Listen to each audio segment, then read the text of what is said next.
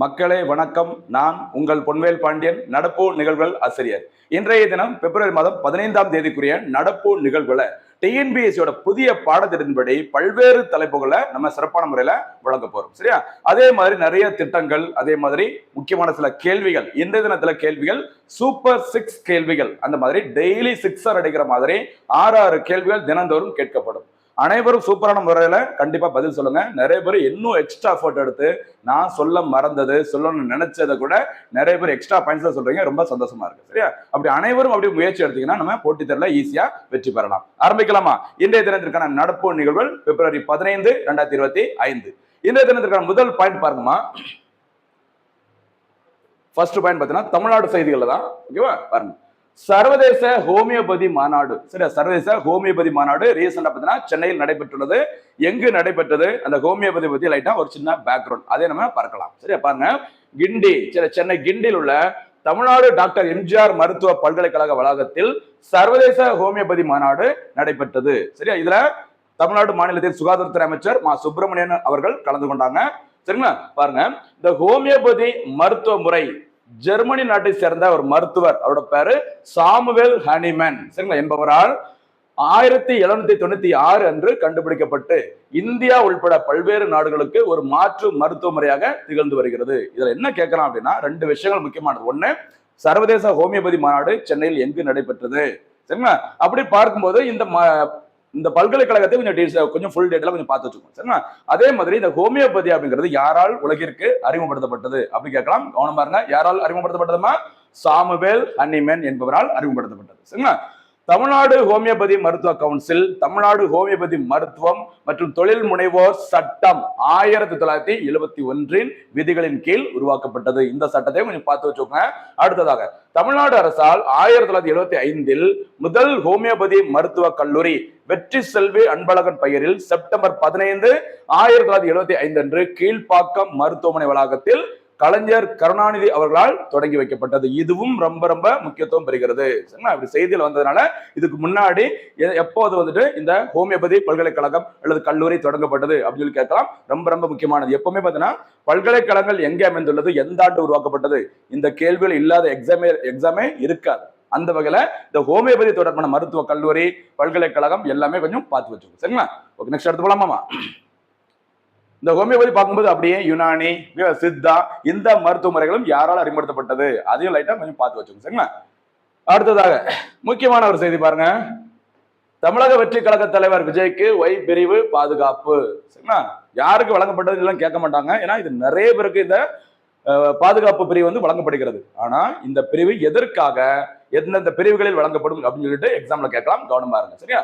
தமிழக வெற்றி கழக தலைவர் விஜய்க்கு ஒய் பிரிவு பாதுகாப்பு அளித்து மத்திய உள்துறை அமைச்சகம் உத்தரவிட்டுள்ளது. இதுவும் கேட்கலாம். சரி, இந்த மாதிரி அந்த இசட் பிரிவு, இசட் பிளஸ், ஒய் பிளஸ், சரி, எக்ஸ், அந்த மாதிரி நிறைய பிரிவுகள்ல இந்தியாவில் இருக்கிற முக்கியமான தலைவர்களுக்கு, அரசியல் கட்சி தலைவர்களுக்கு, தொழில் அதிபர்களுக்கு அந்த பாதுகாப்பு வழங்கப்படுகிறது. இதற்கான உத்தரவை எந்த அமைச்சகம் தான் வெளியிடும்? மத்திய உள்துறை அமைச்சகம். தற்போது உள்துறை அமைச்சர் அமித்ஷா அவர்கள். சரியா? சரி, நாட்டில் உள்ள அரசியல் கட்சி தலைவர்கள், தொழிலதிபர்கள், நடிகர்கள், பிரபலங்களுக்கு சரியா நம்முடைய உளவுத்துறை ஸ்பை ஏஜென்சியோட உளவுத்துறையின் அறிக்கையின்படி அடிப்படையில் மத்திய அரசு ஒய், இசட் என பல்வேறு பிரிவுகளின் கீழ் பாதுகாப்பு வழங்கி வருகிறது. சரியா? இந்த ஒய் பிரிவில் விஜய்க்கு வழங்கப்பட்டுள்ள இந்த ஒய் பிரிவில் 1 அல்லது 2 கமாண்டோக்கள் உள்பட 8 பேர் பாதுகாப்பு பணியில் ஈடுபடுத்தப்படுவார்கள். சரிங்களா? இசட் பிளஸ் இருக்குது, இசட் இருக்குது, அப்புறம் ஒய் பிளஸ் இருக்குது, ஒய் இருக்குது, அதுக்கப்புறம் பார்த்தீங்கன்னா எக்ஸ் பிரிவு இருக்குது. இப்படி பல பிரிவுகள்ல ஒவ்வொருத்தர்களுக்கும் நிறைய பாதுகாப்பு பிரிவுகள் வழங்கப்படுகிறது. சரி, இந்த குடியரசுத் தலைவர் அவங்களாம் பாத்தீங்கன்னா இசட் பிளஸ் அந்த கேட்டகரியில வருவாங்க. இவருக்கு வழங்கப்பட்டுள்ளது ஒய் பிரிவு. சரியா? அதுல 1 அல்லது ஒரு 2 கமாண்டோக்களும், சரி, மொத்தத்துல 8 பேர் கொண்ட ஒரு பாதுகாப்பு டீமும் இருக்கும். கவனமா இருக்கு. சரிங்களா? அடுத்ததாக வெம்பங்கோட்டை அகழாய்வு பணிகள். சரி, இதுவும் தொடர்ந்து செய்தியில வந்துட்டே இருக்கு. பாருங்க, உங்களுக்கு தெரிஞ்சிருக்கும் தமிழ்நாட்டுல பல்வேறு இடங்கள்ல அகழ்வு ஆராய்ச்சி பணிகள் நடைபெற்று வருகிறது. சரிங்களா? அதுல ரொம்ப முக்கியமான ஒரு விஷயம், ஒரு இடம் அடிக்கடி செய்தியில வந்துட்டே இருக்கு. அந்த இடத்தின் பெயர் வெம்பங்கோட்டை. இந்த மாவட்டத்தில் அமைந்துள்ளது, விருதுநகர் மாவட்டத்தில் அமைந்துள்ளது. சரியா? V for Vembakottai, V for Virudhunagar, காமராஜரோட ஊரு. கவனமா இருங்க. ஓகேவா? சரி, விருதுநகர் மாவட்டம் வெம்பங்கோட்டை அருகே உள்ள விஜய கரிசல் குளம் மேட்டுக்காடு பகுதியில் 3ஆம் கட்ட அகழாய்வு கடந்த ஆண்டு 2024ஆம் ஆண்டு ஜூன் 18ஆம் தேதி முதல் நடைபெற்று வருகிறது. இந்த அகழாய்வின் போது தங்க நாணயம், செப்பு காசுகள், சுடுமண் உருவ பொம்மை, சதுரங்க அட்ட காய்கள், கண்ணாடி மணிகள், வட்ட சில்லுகள், சங்கு வலைகள் உட்பட 3400க்கும் மேற்பட்ட பொருட்கள் கண்டுபிடிக்கப்பட்டுள்ளது. ரீசன நியூஸ்ல ஒரு காரணம் என்னன்னா, தற்போது சுடும் மண்ணால் உருவாக்கப்பட்ட மனித உருவ கால் பகுதி, பளிங்குக்கல், விலங்கின் ஒரு பல், இது தவிர சுடுமண்ணால் செய்யப்பட்ட அந்த கிண்ணம், அந்த சுடுமண் கிண்ணமும் கண்டுபிடிக்கப்பட்டுள்ளது. எந்த இடம்? வெம்பங்கோட்டை. அமைந்துள்ள மாவட்டம் எங்கம்மா? விருதுநகர் மாவட்டம். சரியா? ரொம்ப ரொம்ப முக்கியமானது. இது குரூப் 2 மெயின்ஸ்ல கூட நம்ம சிலபஸ்ல இருக்குது. சரி, அகழ்வாராய்ச்சி பணிகள் நடைபெற்ற இடங்கள் என்னென்ன கண்டுபிடிச்சிருக்காங்க கேட்பாங்க. அதனால எல்லா எக்ஸாமுக்கும் இந்த மாதிரி விஷயங்கள் தேவைப்படும், கவனமா இருக்கு. அடுத்ததாக சயின்ஸ் அண்ட் டெக்னாலஜி. சரியா, அறிவியல் தொழில்நுட்பம் தொடர்பான ஒரு செய்தி. சரி, இன்றைய தினத்தில் ஆரம்பிக்கும் போதே பிப்ரவரி 15 இந்தியா முதல் வந்தே பாரத் எக்ஸ்பிரஸ் ரயில் இயக்கப்பட்டது. அதை சொல்லியிருக்கணும். சரிங்களா, அது ஏன் சொல்லாம விட்டேன் அப்படின்னா, கடந்த வீடியோல அதை பத்தி நம்ம நிறைய பேசிட்டோம், அதனால சொல்லல. சரியா, உங்களுக்கு தெரிஞ்சிருக்கும், கவனமா இருக்கணும். முதல் வந்தே பாரத் எக்ஸ்பிரஸ் ரயில், முதல் வந்தே பாரத் எக்ஸ்பிரஸ் ரயில் சரியா 2019 பிப்ரவரி 15 அன்று புதுடெல்லி அங்கிருந்து வாரணாசி இடையே இயக்கப்பட்டது. அதோட வழித்தடம் பாருங்க, புதுடெல்லி அங்கிருந்து கான்பூர், அடுத்து அலகாபாத், அங்கிருந்து வாரணாசி. மொத்தத்துல புதுடெல்லியிலிருந்து வாரணாசி இடையே இந்தியாவின் முதல் வந்தே பாரத் எக்ஸ்பிரஸ் ரயில் எந்த ஆண்டு இயக்கப்பட்டது? 2019ஆம் ஆண்டு. சரியா, இன்றைய தினமும் பிப்ரவரி 15, கவனமா இருங்க, மறந்துடாதீங்க. சரிங்களா, நேற்றைய தினம் புல்வாமா தாக்குதல் நடைபெற்ற நாள் பிப்ரவரி 13, தேசிய மகளிர் தினம். சரியா, தேசிய மகளிர் தினம் முடிஞ்ச உடனே எல்லாருமே காதலர் தினத்தை கொண்டாடுறாங்க. சரிங்களா, ஒரு எக்ஸாம்ல பாஸ் பண்ண முடியல, உனக்குலாம் லவ்வர்ஸே ஒரு கேடா அப்படின்னு சொல்லிட்டு புல்வாமாவில் குண்டு வச்சிடுறாங்க. குண்டு வச்ச உடனே எல்லா லவ்வர்ஸும் தப்பிச்சு ஓடுறாங்க. பிப்ரவரி மாசம் 15ஆம் தேதி எந்த ட்ரெயின்ல? இந்த வந்தே பாரத் எக்ஸ்பிரஸ் ட்ரெயின்ல தான். சரியா, ட்ரெயின்ல தப்பிச்சு ஓடி அவங்க வீட்டுக்கு போறாங்க. வீட்டுக்கு போகும்போது கவர்மெண்ட் உங்களுக்கு சும்மா விடல, டோல்கேட்ல என்ன பண்றாங்க? ஃபாஸ்டாக் மூலமாக உங்ககிட்ட காசு வாங்குறாங்க.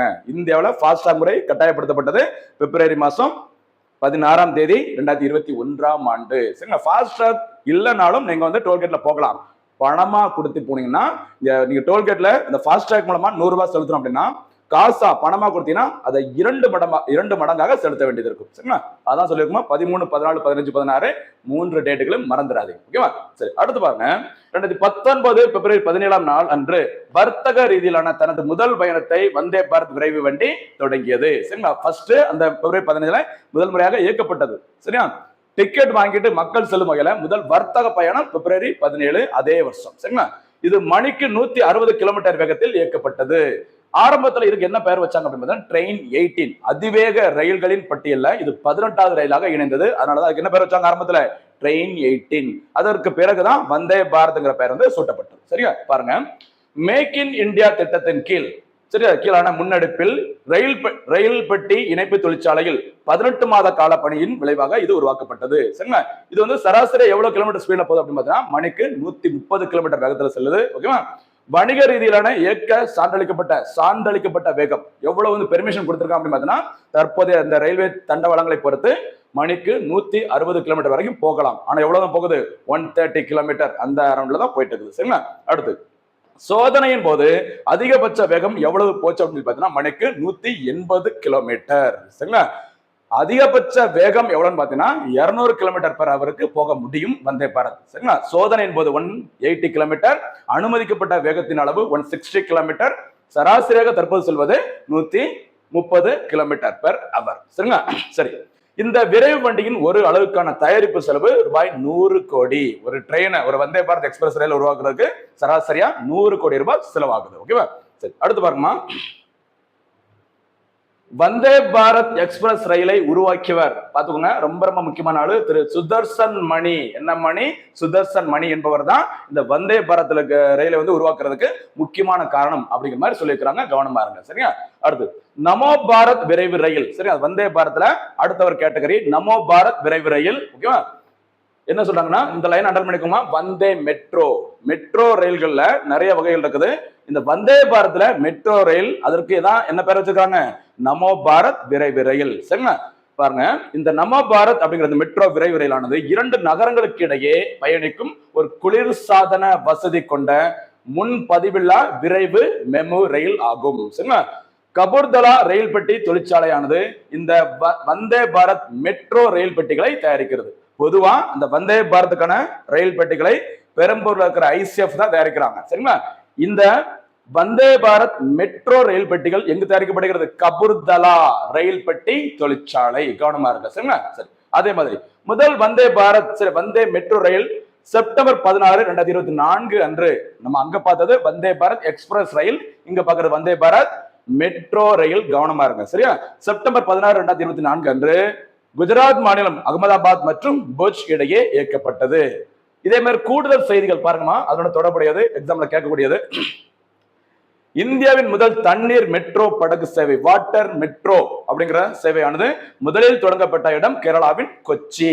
அடுத்து நீருக்கு அடியிலான அல்லது ஒரு நதிக்கு அடியிலான முதல் மெட்ரோ ரயில் சேவை தொடங்கப்பட்ட இடம் கொல்கத்தா. அதே மறந்துடாதீங்க. அது எங்க இருந்து எங்க இயக்கப்பட்டது அப்படின்னா ஹவுரா மைதானம் முதல் சரியா எஸ்பிளனேடு மெட்ரோ பிரிவு வரையில் நீருக்கு அடியில் மெட்ரோ ரயில் பாதை கட்டமைக்கப்பட்டுள்ளது. ஹவுரா அந்த வடிவலோட ஹவுரா பிரிட்ஜ் ஞாபகம் இருக்கா? ஜிகர் தந்தா தூத்து தண்ணி சரக்கு ஈஸியா ஞாபகம் வச்சுக்கலாம். அந்த தண்ணி சரக்கு வச்சு ஞாபகம் வச்சுட்டீங்கனாலே நீருக்கு அடியிலான முதல் வந்தே பாரத் மெட்ரோ ரயில் சேவை எங்க இயக்கப்பட்டது? ஹவுரா மைதானம். சரியா? ஹவுரா பிரிட்ஜ் வடிவேலு ஜிகர் தந்தா தூத்து சரக்கு நீருக்கு அடியில் ஞாபகம் வச்சுக்கோ.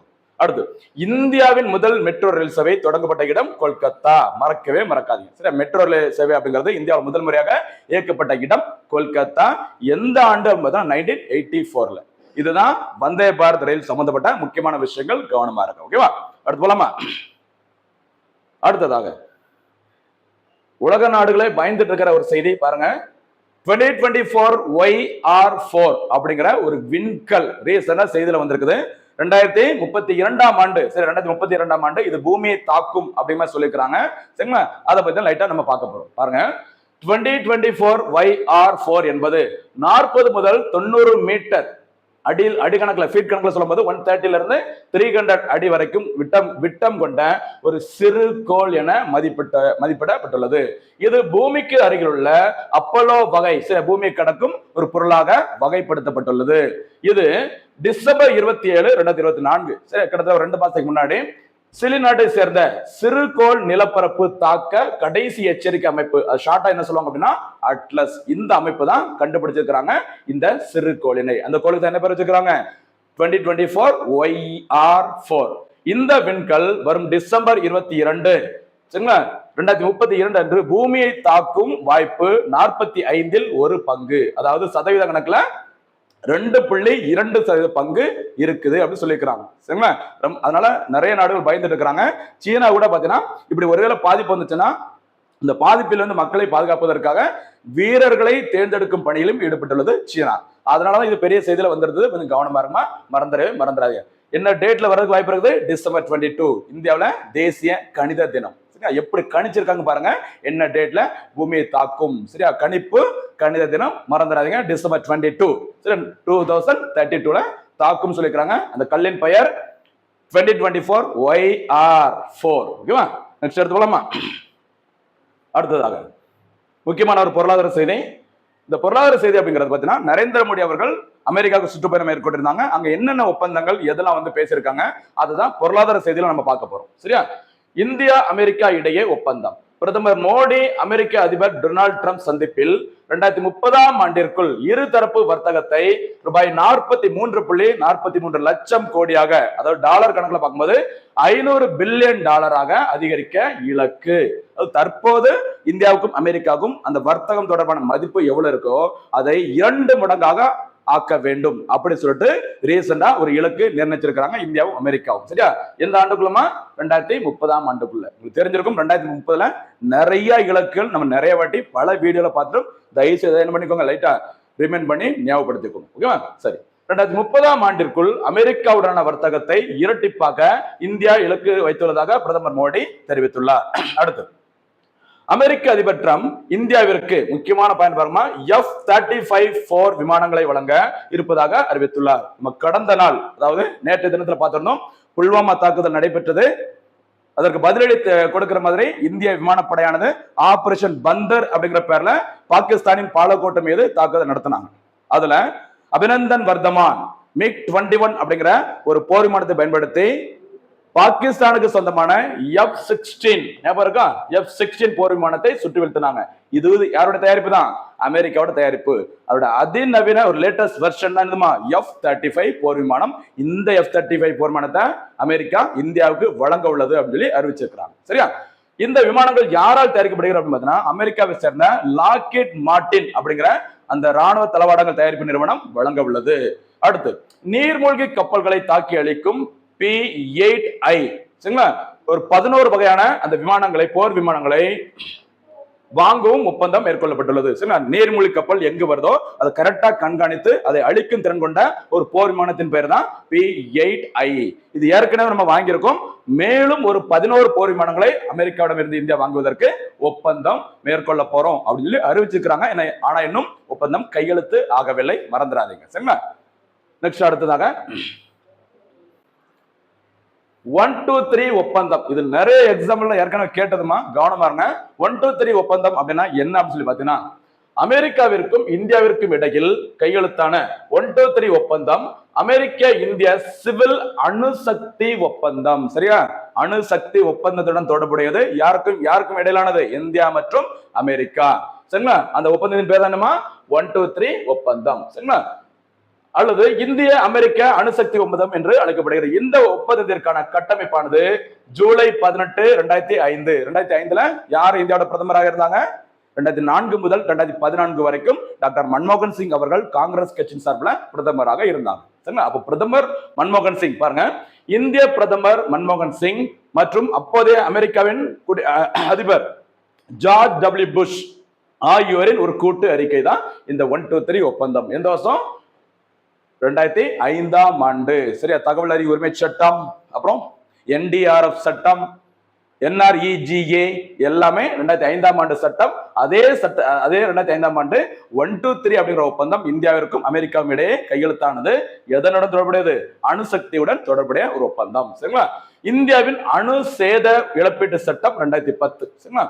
இந்த 2010 அணு சேத இழப்பீட்டு சட்டம், இந்த அணு சக்தியை பயன்படுத்தினால என்னென்ன இழப்புகள் வருமோ அதை சம்பந்தப்பட்ட நிறுவனங்கள் வழங்க வேண்டும் அப்படின்னு சொல்லிட்டு ஒரு சட்டம் 2010ல கொண்டு வந்தாங்க.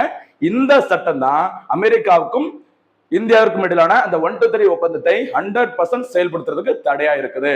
அதை மறுபடியும் அலசி ஆராய்ஞ்சு அந்த ஒப்பந்தத்தை செயல்பாட்டுக்கு கொண்டு வருவோம் அப்படின்னு சொல்லிட்டு நரேந்திர மோடியின் சுற்றுப்பயணத்தின் போது அமெரிக்கா அறிவிச்சிருக்கிறாங்க. சரியா? அந்த வகையில இந்த ஒப்பந்தம் மிக மிக முக்கியத்துவம் பெறுகிறது. கவனம் பாருங்க. அடுத்ததாக ஒரு முக்கியமான புத்தகம் பாருங்க, அவர் ஜர்னி டுகெதர். சரிங்களா? இந்த புத்தகத்தின் ஆசிரியர் யாருன்னு பாத்தீங்கன்னா டொனால்ட் ட்ரம்ப், அமெரிக்காவின் 47வது அதிபர், குடியரசுக் கட்சியின் சார்பில் தேர்ந்தெடுக்கப்பட்ட டொனால்ட் ட்ரம்ப் அவர்கள் 2021ல ஒரு புத்தகத்தை எழுதினாங்க. அந்த புத்தகத்தின் பெயர் தான் அவர் ஜர்னி டுகெதர். இது ஏன் ரீசெண்டா நியூஸ்ல வந்திருக்கு அப்படின்னு சொல்லி பாத்தீங்கன்னா, நரேந்திர மோடியின் அமெரிக்க சுற்றுப்பயணத்தின் போது டொனால்ட் ட்ரம்ப் அவர்கள் மோடி அவர்களுக்கு ஒரு புத்தகத்தை பரிசளித்தார். அவர் பரிசளித்த புத்தகத்தின் பேர் தானது அவர் ஜர்னி டுகெதர். சரிங்களா? ரொம்ப ரொம்ப முக்கியமானது, கவனமா இருக்கு. நெக்ஸ்ட் அடுத்ததாக இந்தியன் பாலிட்டி தொடர்பான ஒரு செய்தி பாருங்கம்மா. புதிய தலைமை தேர்தல் ஆணையர், இதுவும் நம்ம நிறைய வாட்டி பார்த்துட்டு இருக்கோம். தொடர்ந்து நம்மளோட வீடியோ பாக்குறவங்களுக்கு கண்டிப்பா தெரிஞ்சிருக்கும். சரிங்களா? அடுத்த புதிய தலைமை தேர்தல் ஆணையர் யாரு? புதிய சட்டத்தின்படி தேர்ந்தெடுக்கப்பட உள்ளார் அப்படின்னு சொல்லிட்டு நம்ம கிட்டத்தட்ட ஒரு 2 மாசமாவே நம்ம பார்த்துட்டு இருக்கோம். சரியா?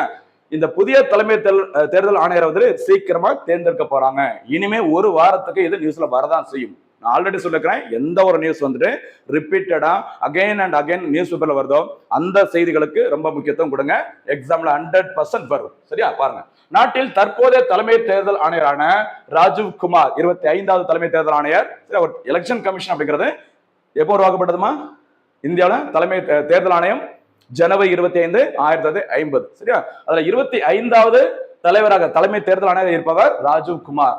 இந்திய தேர்தல் ஆணையத்துல ஒரு தலைமை தேர்தல் ஆணையரும் 2 தேர்தல் ஆணையர்களும் இருப்பாங்க. சரிங்களா? சரி, இங்க பாருங்க, இந்த ராஜீவ் குமார் அவருடைய பதவிக்காலம் இந்த மாசம் பிப்ரவரி 18ஆம் தேதி சரிங்களா அவரோட பணிக்காலம் முடிவடைய உள்ளது, ஓய்வு பெற உள்ளார். இதனைத் தொடர்ந்து பிரதமர் மோடி தலைமையிலான தேர்வு குழு புதிய தலைமை தேர்தல் ஆணையரை தேர்வு செய்வதற்காக பிப்ரவரி 17, 2025 பிரதமரின் அதிகாரப்பூர்வ இல்லத்தில் கூடுகின்றது. ஞாபகம் வச்சுக்கோங்க, இதுல நம்ம ஏற்கனவே நிறைய வாட்டி பார்த்துட்டோம். அடுத்த தலைமை தேர்தல் ஆணையர் யாரு அப்படின்னு சொல்லி பார்க்கும்போது அதோட ப்ராசஸ் பார்த்தீங்கன்னா 3 ப்ராசஸ் தான். ஒண்ணு தேடல் குழு. சரியா? தேடல் குழுவின் தலைவராக இருப்பது மத்திய சட்ட அமைச்சர், அந்த வகையில தற்போது சட்ட அமைச்சர் அர்ஜுன் ராம் அவர்கள். அது வந்து தேடல் குழு. அதுல இருந்து யாரு வந்து தேர்ந்தெடுக்கப்படுவாங்க சரிங்களா? அதற்கான தேர்வு குழுவின் தலைவர், சில தேர்வு குழுவின் தலைவர் இந்திய பிரதமர் நரேந்திர மோடி. சரியா? அவர் வந்து செலக்ட் பண்ண நபர் தான் யாரால் நியமனம் செய்யப்படுவார்? இந்திய குடியரசுத் தலைவரால் தேர்ந்தெடுக்கப்படுவார். சரி, அப்ப தேடல் குழு மத்திய சட்ட அமைச்சர், தேர்வு குழு பிரதமர், அதற்கப்புறம் நியமனம் செய்வது குடியரசுத் தலைவர். மறந்துடாதீங்க, கவனமா இருங்க. சரியா? சரி, பாருங்க. பிரதமர் தலைமையிலான இந்த தேர்வு குழுவில் உள்துறை அமைச்சர் அமித்ஷா, மக்களவை எதிர்க்கட்சி தலைவர் ராகுல் காந்தி ஆகியோரும் இடம்பெற்றுள்ளனர். இதுக்கு முன்னாடி இருந்த அந்த தலைமை தேர்தல் ஆணையர் அந்த நியமன குழுவுல எதிர்கட்சி தலைவர், பிரதமர், அதுக்கப்புறம் பாத்தீங்கன்னா உச்ச நீதிமன்றத்தின் தலைமை நீதிபதி இருந்தாங்க. சரிங்களா? இப்போ உச்ச நீதிமன்ற தலைமை நீதிபதி பதிலா யார் வந்திருக்கிறாங்க? ஏதோ ஒரு மத்திய அமைச்சர். அந்த வகையில இந்த குழுவில் யார் இடம்பெற்றிருக்கிறாங்க? தற்போதைய உள்துறை அமைச்சராக அமித்ஷா அவர்கள். சரிங்களா? மத்திய சட்ட அமைச்சர் தலைமையிலான அர்ஜுன் ராம் அவர்கள் தலைமையிலான தேடல் குழுவினால் பட்டியலிடப்பட்டவர்களிலிருந்து ஒரு பெயரை பிரதமர் தலைமையிலான தேர்வு குழுவிற்கு பரிந்துரைக்கும். சரிங்களா? தேடல் குழுவானது 5 செயலாளர் நிலை அதிகாரிகளின் பெயர்களை பிரதமர் தலைமையிலான அந்த தேர்வு குழுவிற்கு பரிசீலனை செய்வதற்கு பட்டியலிடும். சரிங்களா? ரொம்ப ரொம்ப முக்கியமானது. இதை நம்ம நிறைய பார்த்துட்டோம், கவனமா இருங்க. சரியா? பின்னர் பிரதமர் தலைமையிலான அந்த தேர்வு குழுவின் பரிந்துரையின் அடிப்படையில் குடியரசுத் தலைவர் அடுத்த தலைமை தேர்தல் ஆணையரை நியமனம் செய்வார். ஓகேவா? அதே சமயம் அந்த தேடல் குழு பரிந்துரைக்காத வெளி நபரையும் இந்த பிரதமர் தலைமையிலான அந்த நியமன குழுவானது நியமிக்கும் அதிகாரமும் உண்டு. தேர்தல் ஆணையர் நியமனங்கள் குறித்த புதிய சட்டம் 2023 கவனமா இருங்க, விட்டுறக்கூடாது. சரிங்களா? அதாவது அந்த நியமன குழுவில் யாரெல்லாம் இருக்க முடியும் அப்படின்னு சொல்லிட்டு புதிய சட்டம் இயற்றப்பட்ட ஆண்டு 2023. கவனமா இருங்க. அந்த தேடல் குழு பரிந்துரைக்காத வெளிநபர்களையும் தேர்வு குழு நியமனம் செய்யும் அதிகாரம் உண்டு. இந்த புதிய சட்டத்தின்படி மறக்காதீங்க. சரிங்களா? இந்தியன் பாலிட்டி கடந்த கரண்ட் அஃபேர்ஸ் இதுதான் ரொம்ப ரொம்ப முக்கியமானது. ஓகேவா? அடுத்ததாக ஒரு விசாக கமிட்டி பாருங்க. நமக்கு தெரிஞ்சிருக்கும், சென்னையில ஒரு காவல்துறை அதிகாரி மேல நடவடிக்கை எடுத்திருக்கிறாங்க. சரிங்களா? அந்த பாலியல் இந்த பிரச்சனை தொடர்பாக. அதனால இந்த விசாக கமிட்டி அமைக்கப்பட வேண்டும் அப்படின்னு சொல்லிட்டு நியூஸ்ல வந்திருக்குது. அப்படி நியூஸ்ல வந்ததுனால விசாக கமிட்டினா என்ன அப்படிங்கிறத நம்ம இப்ப பார்க்கலாம். சரியா? பாருங்க. விசாக கமிட்டி வழிகாட்டுதல்கள் என்பது பணியிடத்தில் பாலியல் துன்புறுத்துதலுக்கு ஆளான விசாகா எனும் பெண்ணின் வழக்கில் இந்திய உச்ச நீதிமன்றம் 1997 பணியிடங்களில் பெண்களுக்கு எதிரான பாலியல் துன்புறுத்தல்கள், வன்முறைகள், சீண்டல்களை தடுத்திட வேண்டி பெண்கள் பணிபுரியும் அனைத்து நிறுவனங்களில் விசாகா குழு எனும் பெயரில் குழுக்கள் அமைத்திட வேண்டும் என ஆணையிட்டது. சரிங்களா? விசாகா அப்படிங்கிற ஒரு லேடி, அவங்க வந்து பாலியல் அந்த பிரச்சனையில மாட்டிக்கிட்டாங்கம்மா. அதற்கு பிறகு இனிமே பெண்களுக்கு பாலியல் தொடர்பான பிரச்சனைகள் எங்க வரக்கூடாது? வேலை செய்யற பணிபுரியும் இடங்களில் வரக்கூடாது. சரியா? அதை விசாரிப்பதற்கு தான் விசாகா குழு அமைக்கப்பட வேண்டும் என உச்ச நீதிமன்றம் வந்து உத்தரவிட்டிருந்தாங்க. சரிங்களா?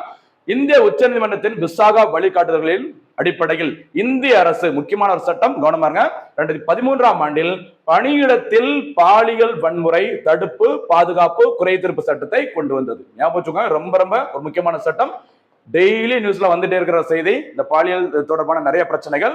சரியா? அது தொடர்பான ஒரு சட்டம் 2013ஆம் ஆண்டு உணவு பாதுகாப்பு சட்டம் 2013ஆம் ஆண்டு இந்தியாவில் இயற்றப்பட்டதுல அதே வருஷத்துலதான் பணியிடத்தில் பாலியல் வன்முறை தொடர்பான ஒரு தடுப்பு சட்டம் சரிங்களா இயற்றப்பட்டுள்ளது. மறந்துடாதீங்க. அதற்கு காரணம் அந்த விசாகா அப்படிங்கிற ஒரு பெண்மணி.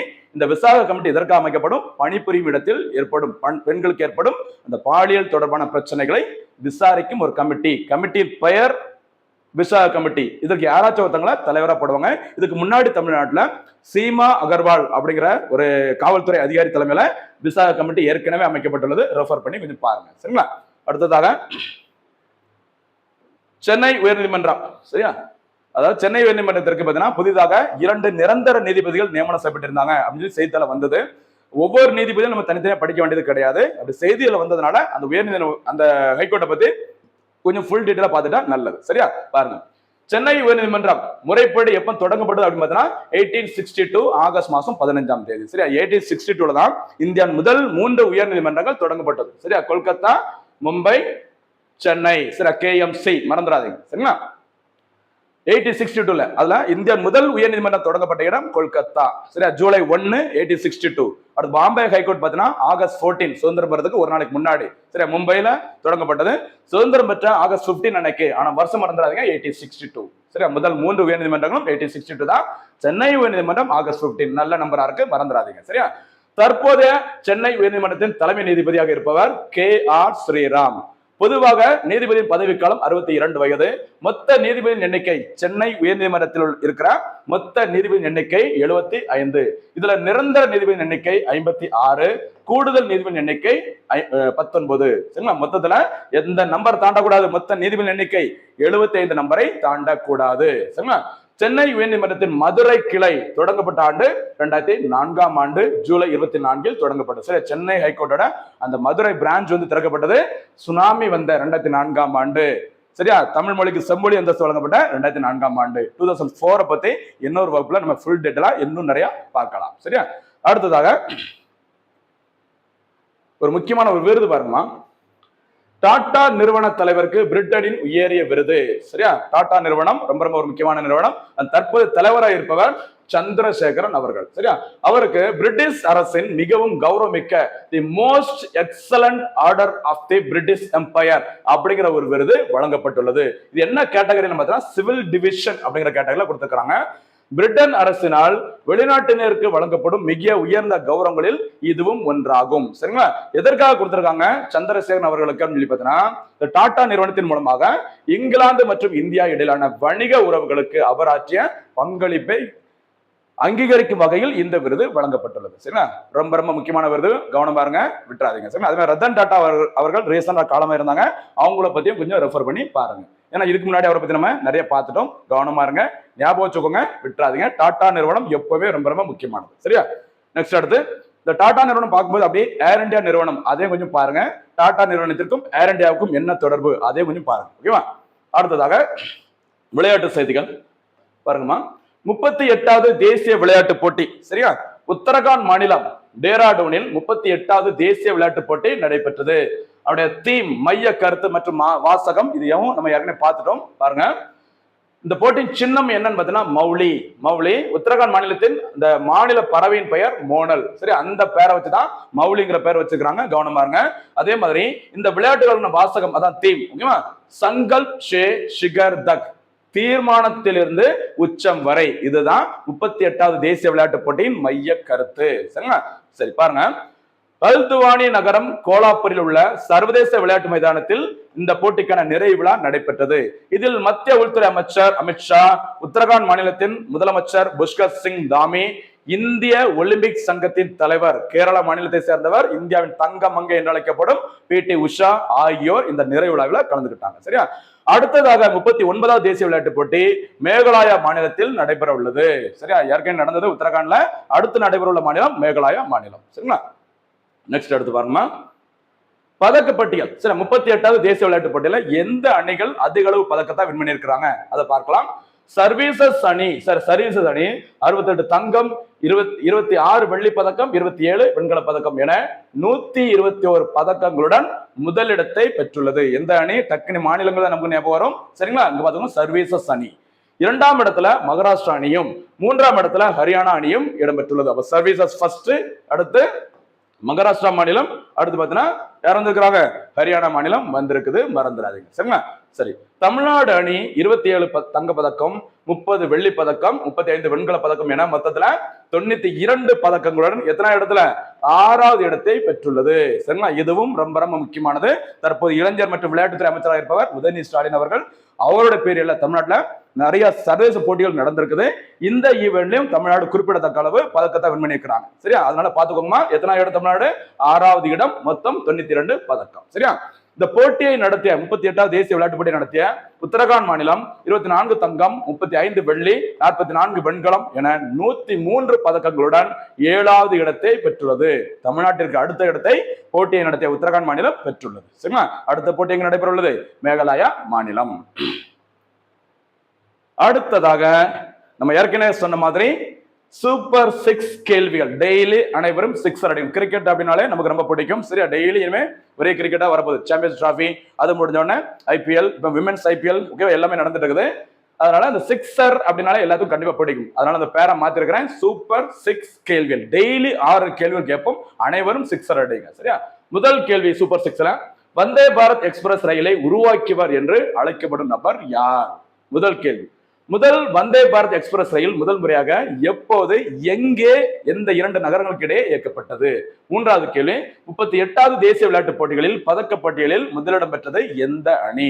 அடுத்து 4வது கேள்வி, சரிங்களா, 39வது தேசிய விளையாட்டுப் போட்டியில் எந்த மாநிலத்தில் நடைபெற உள்ளது? அடுத்து 5வது கேள்வி, விசாகா கமிட்டி எதனுடன் தொடர்புடையது? சரிங்களா. அடுத்து 6வது மற்றும் கடைசி கேள்வி, அகழ்வு ஆராய்ச்சி பணிகள் நடைபெறும் வெம்பங்கோட்டை எந்த மாவட்டத்தில் அமைந்துள்ளது? சரிங்களா. இதுதான் இன்றைய சூப்பர் 6 கேள்விகள். அனைத்து கேள்விகளுக்கும் மொத்த வீடியோ பார்த்துட்டு சரியான முறையில பதில் சொல்லுங்க. சரிங்களா. மீண்டும் சந்திக்கலாம். நன்றி, வணக்கம்.